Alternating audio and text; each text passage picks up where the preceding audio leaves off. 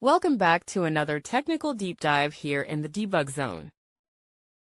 Today, we're tackling a big question and breaking it down with insights from other users. Hopefully, this clears up some misconceptions and helps you get the answer you need.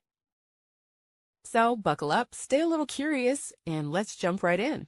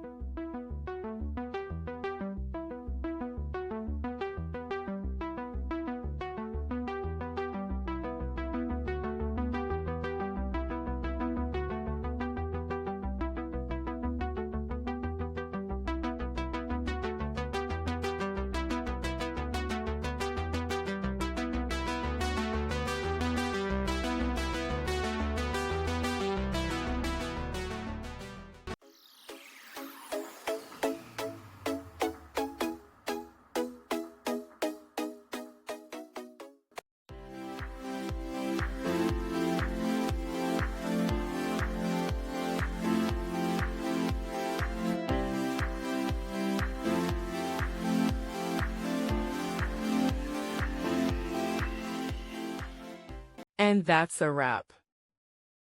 I hope you found the answer you were looking for. If you did, take a second to hit that subscribe button. It really helps out.